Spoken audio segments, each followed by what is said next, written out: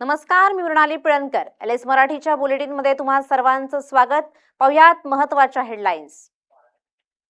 गणेश नाईकांची एकनाथ शिंदे यांच्या क्लस्टर योजनेविरोधात तीव्र नाराजी. गणेश नाईकांच्या नादाला लागलात तर त्याला त्याची जागा नीट दाखवून देऊ, नाईकांचा एकनाथ शिंदेंना इशारा. आता चमत्कार दाखवावाच लागेल, येणारा काळ आपलाच. धनंजय मुंडेंच्या तडाखेबाद भाषणाची जोरदार चर्चा. भिवंडी कोहिनूर अपार्टमेंट दुर्घटना प्रकरणी केअरटेकर अमृतलाल निषादला रात्री अटक. दुरुस्तीसाठी सर्व फ्लॅट्स धारकांकडून गोळा केले होते प्रत्येकी 10,000 रुपये. साईबाबांच्या हयातीतील रामकृष्ण मूर्तींचा वनवास संपणार. लेंडी बागेत 2 स्वतंत्र मंदिरं उभारण्याचा संस्थांचा ऐतिहासिक निर्णय. भीमा नदीची इशारा पातळी ओलांडून धोक्याच्या पातळीकडे वाटचाल. पंढरपुरातील व्यास नारायण झोपडपट्टीत पाणी शिरायला सुरुवात. नागरिकांचं तातडीनं स्थलांतर. झारखंडमध्ये जेपीएससी पेपर लीक विरोधात विद्यार्थ्यांचं मोठं आंदोलन. अध्यक्षांचा राजीनामा, 11 जणांना अटक. आता बातम्या पाहूयात विस्तारानं. पहिली बातमी आहे संजय राऊतांनी केलेल्या हल्लाबोलची. 12 वर्षात प्रथम मोदी सरकारला राजीनामा घ्यावा लागला. शिक्षण खातं म्हणजे तरुणांची पिढी घडवणारं खातं. उद्धव ठाकरेंना फेसबुक नेता म्हणणारे फेसबुक पंतप्रधान, अशी टीका संजय राऊतांनी केली आहे. पंतप्रधान मोदींच्या इन्स्टा रील्सवर राऊतांनी जोरदार हल्लाबोल केलाय. मोदी फेसबुक प्राईम मिनिस्टर आहेत असं वक्तव्य संजय राऊत यांनी केलंय आणि त्यांनी त्यांच्या रील्सवरून टीका केलेली आहे. या देशाची राजकीय उलथापालथ झाली आणि मोदींची नाचक्की झाली ती केंद्रीय शिक्षण खात्यामुळे. आणि 12 वर्षात प्रथमच मोदींना एका मंत्र्याचा राजीनामा घ्यावा लागला, तो शिक्षण मंत्री. या देशातला विद्यार्थी आणि तरुण इन्किलाब जिंदाबादच्या घोषणा देत जंतर मंतर सह संपूर्ण देशात रस्त्यावर उतरून आंदोलन करायला लागला, तो शिक्षण खात्याच्या कारभाराविरुद्ध. शिक्षण खातं हे कोणत्याही देशासाठी एक भक्कम तरुणांची पिढी घडवणारं खातं असतं. कोट्यावधी तरुणांचं भविष्य त्या खात्याशी संबंधित असतं आणि तिथेच वाळवी लागते. आणि मोदींना माघार घ्यावी लागली, मोदींचा पराभव केला तरुणांनी. आता बातमी आहे गणेश नाईक आणि एकनाथ शिंदे यांच्यातील वादाची.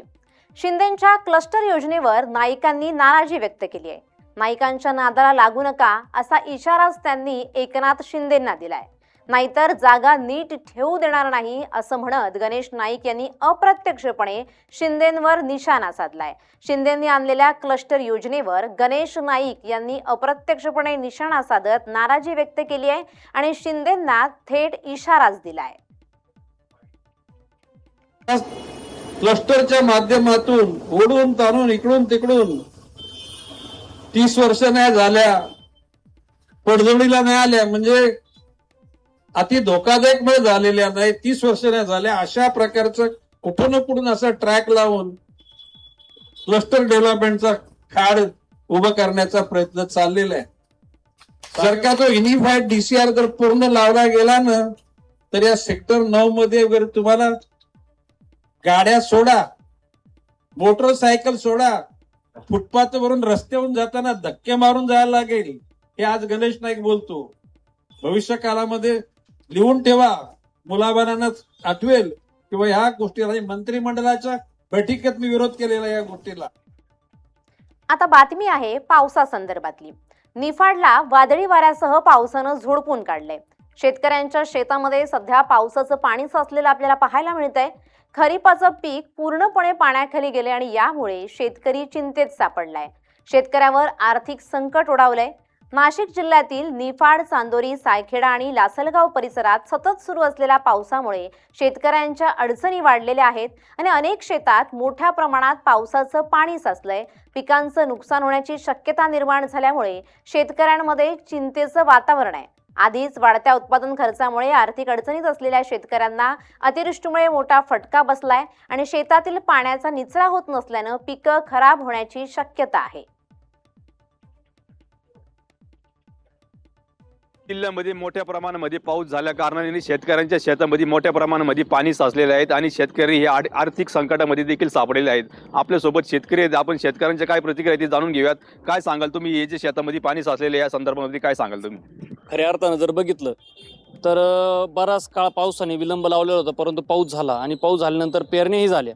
परंतु पेरण्या झाल्यानंतर आता जो 2-3 दिवसापूर्वी जो काही पाऊस झालेला आहे त्यामध्ये शेतामध्ये नाशिक जिल्ह्यामध्ये प्रचंड मोठ्या प्रमाणामध्ये पाऊस झालेला आहे आणि जिथं जिथं पुरासारखी परिस्थिती आहे असे जे काही शेत आहे त्या शेतांमध्ये मोठ्या प्रमाणामध्ये नुकसान झालेलं आपल्याला दिसतंय. खऱ्या अर्थानं आता नुकतीच खरीपाची पेरणी केलेली होती आणि कुठंतरी खरीपासाठी शेतकरी आपलं भांडवल साठवून ठेवलेलं असतं आणि ते भांडवल शेतीमध्ये ओततो आणि पेरणी करतो आणि पेरणी केल्यानंतर हा अचानक मोठ्या स्वरूपाचा जो काही पाऊस झालेला आहे तर माझी शासनाला आणि प्रशासनाला विनंती आहे की त्यांनी त्वरित जिथं जिथं ज्या शेतांमध्ये पुराचं पाणी साचलेलं होतं, पुराचं पाणी घुसलेलं होतं, मग चांदोरी सायकडा असेल नाशिक जिल्ह्यामधील अनेक गावं आहे, अशा गावांमध्ये आणि आमचे गाव असेल या गावांमध्ये अनेक मोठ्या प्रमाणामध्ये पाऊस झालेला आहे. जिथं जिथं नुकसान झाले आहे तिथं त्वरित तलाठ्यांच्या मार्फत पंचनामे करावे आणि शेतकऱ्यांना त्वरित मदतीच्या स्वरूपामध्ये थोड्याफार अल्प प्रमाणात का होईना तो दिलासा द्यावा अशी मी शासनाला विनंती करतो. आणि आता शेतकरी हे खरीपाचं पीक उद्ध्वस्त होईल आणि पुढं पीक उभा करण्याकरता शेतकऱ्याला कुठेही आर्थिक त्याच्याकडे काही आर्थिक सुबत्ता नसल्या कारणाने शासनाने त्वरित त्यांना मदत करावी अशी एक सरकारला विनंती आहे. शासनाने त्वरित मदत करावी अशी शेतकऱ्यांची मागणी आहे. Cameraman Rajratna sir, Ravindra Jadhav, LS Marathi, Lasalgaon. मेळघाटमध्ये पहिल्यांदाच पावसानं कहर केलाय. सततच्या पावसामुळे नदी नाल्यांना पूर आलाय आणि पावसामुळे अनेक गावांचा संपर्कच तुटलाय. पर्यटन स्थळावर दाट धुकं आणि पर्यटकांची गर्दी पाहायला मिळते. मात्र मुसळधार पावसामुळे नागरिकांचं जनजीवन विस्कळीत झालंय. अमरावती जिल्ह्यातील प्रसिद्ध पर्यटन स्थळ चिखलदरा आणि मेळघाट परिसरात गेल्या 3 दिवसांपासून दमदार पावसानं हजेरी लावली. संततधार पावसामुळे परिसरातील नदी नाले दुथडी भरून वाहू लागले. चिखलदऱ्यात तर दाट धुक्याची चादरच पसरली आहे. त्यामुळे पर्यटकांची मोठी गर्दी आपल्याला पाहायला मिळते. गतवर्षी जून आणि जुलै महिन्यात चिखलदरा पर्यटन स्थळावर एकूण 696 मिली पावसाची नोंद झाली होती.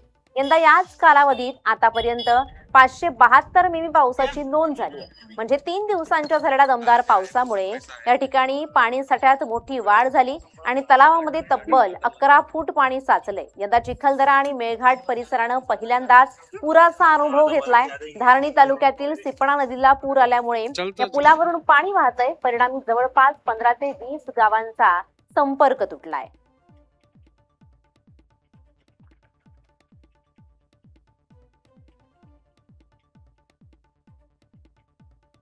आता बातमी आहे रांजणगावच्या महागणपती मंदिरासंदर्भात.